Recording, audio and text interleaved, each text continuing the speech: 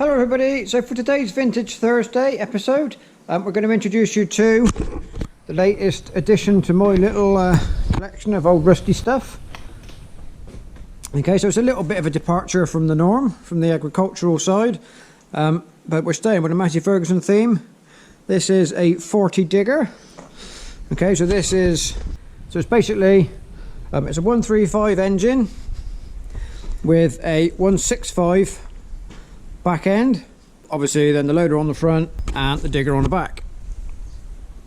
So they kind of introduced this concept of the three-cylinder engine with a bigger back end in the 60s with the 203 digger, which was kind of a 35 front end and a 65 back end, and then this kind of is the next version of that.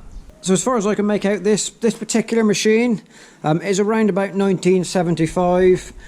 You can see just in the windscreen, or the windscreen's missing. So windscreen and top of the side door glass are missing. All the other glass is in there. So if anybody's got a windscreen knocking about in the back of the shed, I'd be delighted to hear from you.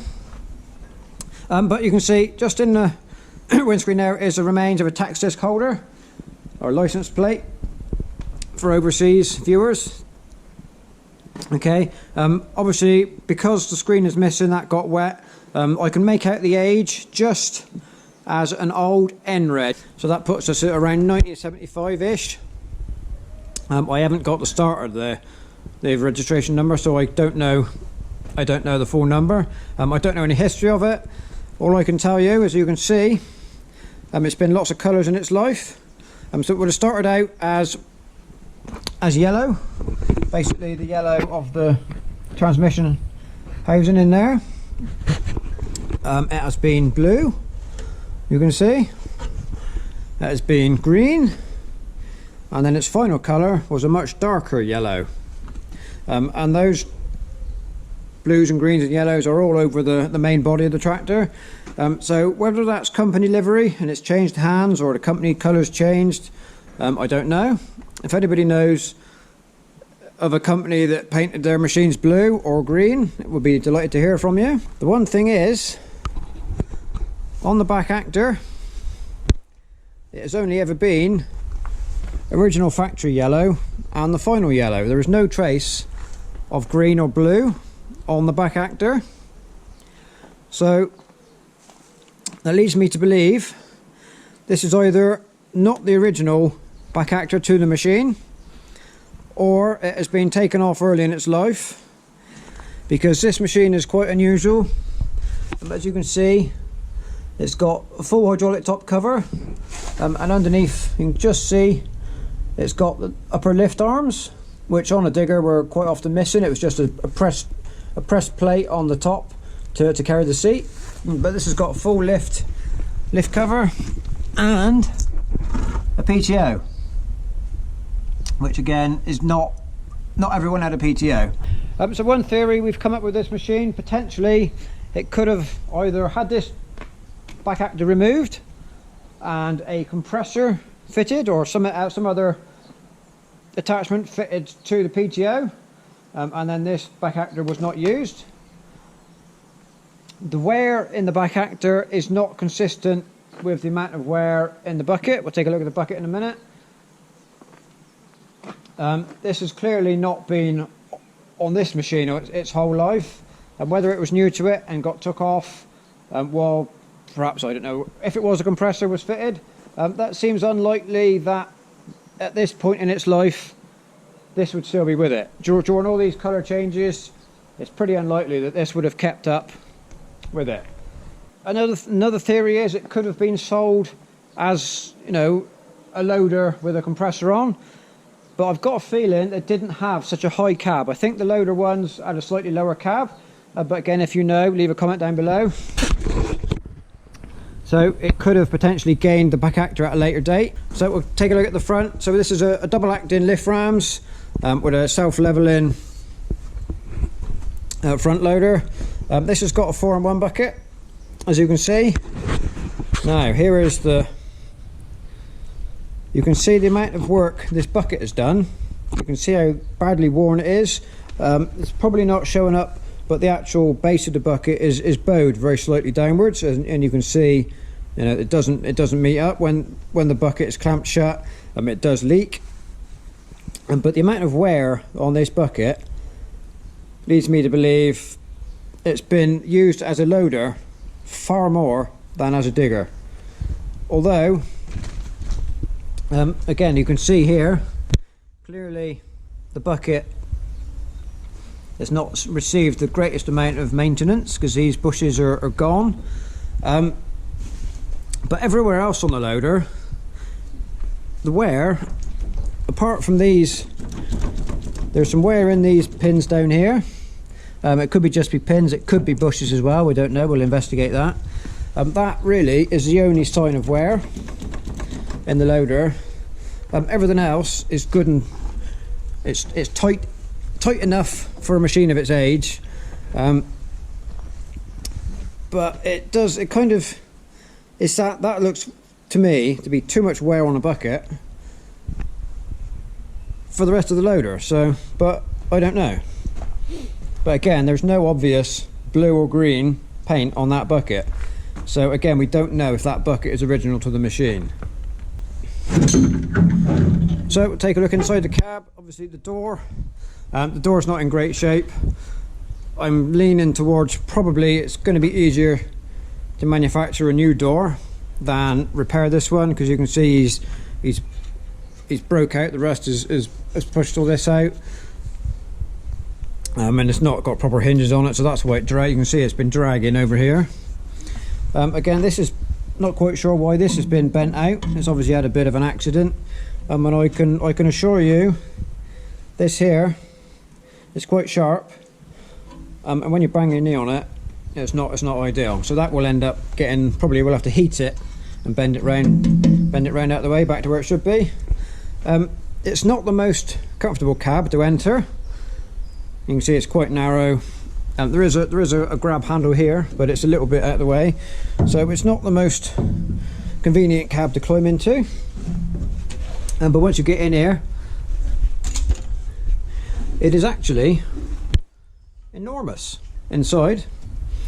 So standard driving position of any 100 series, gear sticks, steering, and your dials. There's a speedometer there, and that there is an oil temperature gauge, which is not on a standard tractor. Ammeter's missing, and here is the 3-bank lever for the loader. Now again, we can see blue paint on this. So this is up and down, this is crowd, and this is the third service for the bucket. So again, looking at this slice, no blue paint, which leads me to again believe that this third service has been put on. That is why the loader wear doesn't match the bucket wear. So I don't believe it was the third service from new. Looking at the paint, it doesn't match. It's clearly never had blue paint on this lever. So I'm guessing that bucket has been added to the machine at a later date. So one thing, the final decider as to why I bought this particular digger. You can see down here, this is what they called the instant reverse transmission. So we've got, it looks like a standard gearbox, but it's not. We've got the low and high and the start position on that small gear lever, and this main lever is just 2 speeds, so it's low speed and high speed, so 4 speeds. And then the right hand of the 3 pedals, you press that down, gives you your forward motion, and the left hand gives you your reverse. And the pedal in the center is just an engine speed for static revving up for your loader bucket. We have got diff lock, hand operated. Okay, and here is the full linkage control. You can see it's never been used, so it's all probably bent out of the way to make getting in and out of the cab a bit easier. I suspect that's why that's bent over like that. And down here, if I get you up the right way. Okay, so this is the PTO lever. again, whether that's ground speed and engine speed, I don't know, or it could be 2-speed, I haven't investigated. But we will investigate that. Okay, so the seat, not in the best of shape. We're going to have to do a bit of upholstery on the seat. I can see that being a bit of a wintertime job, where we'll have a go at making a new seat cover, because I quite fancy a bit of upholstery, so we'll have a go at that in the winter. But it's dry. The cab doesn't leak apart from the missing windscreen. And then when you want to transfer from drive in to dig in, you just flip the seat over, there's a catch, and you then sit on what was the back to operate the bank of levers to work the digger. Right, so there's a quick look around the basics of the machine. As always with stuff I buy, it's got its own problems, so there's things we need to sort out, which is kind of expected for a machine of this age. So what we've got to do a full oil and filter change on the back end and the engine, as well as the hydraulic system. So the back end will be done, and the back end and the engine will be done as soon as practical, because I don't like all that manky old oil going round. The hydraulic system will hang on a little bit because there is leak in rams on the loader. The back actor is pretty good for leaks. The main lift ram here, this one weeps very slightly, but it's hardly left. It's been parked here, and there's a few drips, so it's nothing drastic to worry about. The front loader is a different story. The main lift rams are weeping a little bit. The biggest issue with leaks we've got is the crowd rams, one of which is quite serious. The other one is bad, so they both need doing fairly quickly. So I'm not going to change the hydraulic oil until they're done. There's no point putting new oil in and pouring it out. Okay, so one of the first big jobs is to change the seals in the tilt rams, and then the lift rams will be done shortly afterwards. I've mentioned the bucket, the front bucket. That's quite a major job. That's probably a winter time job. Take the bucket off the machine, get it in the workshop and sort it out. Another job that needs doing fairly quickly, the exhaust elbow on all Massey diggers. So where it comes up between the bonnet and the loader brackets or loader mounting frame, there's a very narrow cast iron, like a long swept elbow affair. That is broken off right on the manifold. I'm not sure if that can be welded yet. I need to take it apart. What I will do is I will take it to the same engineering company that welded the 1200 sump for me, because if it can be welded, they can do it. If it can't be welded, then we will have to think again. But I will get them to tell me either way on that. So that needs to be done quite rapidly, because it is just exhaust is coming straight out the manifold, so there is no silencing on it at all. And also it needs a full rewire for the engine and starting and charging systems. I'm not concerned about the lights at the minute. They need wiring too, but these aren't original, so I'm not going to get concerned about lights wiring. It's not going to go on the road, it's not going to be working in the dark, so there's no issues there. So the engine wiring needs sorting. Also the water pump is gone, it's leaking, it's pouring water out, so that needs doing. And obviously we need to do a fan belt at the same time. But if you know diggers, you know fan belts are a bit of a tricky task, so that's quite a major job to do all that. So that will all be done. So long-term plan for the machine is to get it mechanically sound, or as sound as I can with as little leaks as practical, so that it can be used for digging a ditch or just digging a hole or gate post or anything like that. It's not going to get painted. I know everybody's going to say, or some people are going to say, oh, get it painted and make it shiny. Well, that's not going to happen. There is an enormous amount of work in painting one of these, to paint it properly, and that's not something I'm going to undertake. We're just going to keep it mechanically sound. So I have had a little play with the front bucket and some gravel in the yard, so I put a little bit of video of that in. I've got a couple of minutes of footage. What you'll notice on that video, there is no back bucket. That's because when I bought the machine, the bucket ram and the linkage and the bucket was missing. So all this has come from a breaker. So I've got that, I've had that and I fitted it up. I have dug a little bit with it in the same pile of gravel just to have a little play. So other than that, it's not actually dug a hole.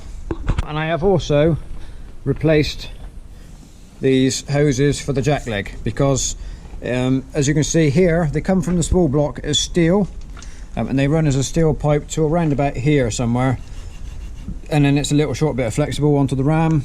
Well, this steel pipe had burst or rusted through or rubbed, and you can see the other side has been replaced with flexible already. So I just put flexible on again.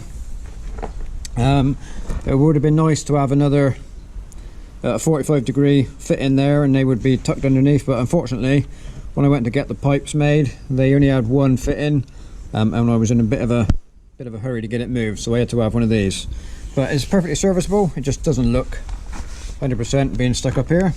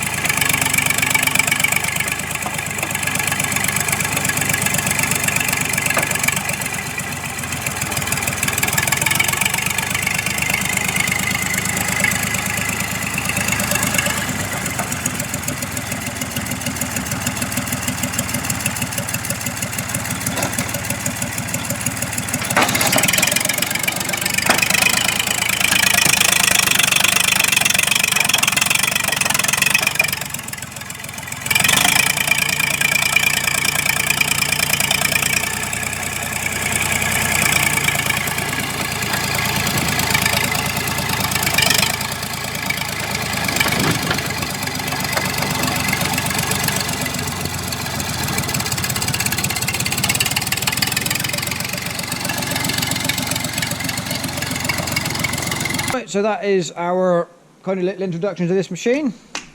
So it's gonna, if you would like to see it featuring in a few videos coming up, with regards to the wiring and the rams and all that, just stick a comment down below if you want to see it. If not, then let me know. You know, if you don't want to see diggers, that's fine. If you do want to see them, equally let me know. So I'm going to let you guide me on what happens. It's going to get done anyway, it's just whether you want to see it. So, right, I think that's plenty enough waffling for this video. So don't forget to subscribe if you want to, if you haven't already. And I will say thank you very much for watching, and we'll see you next time.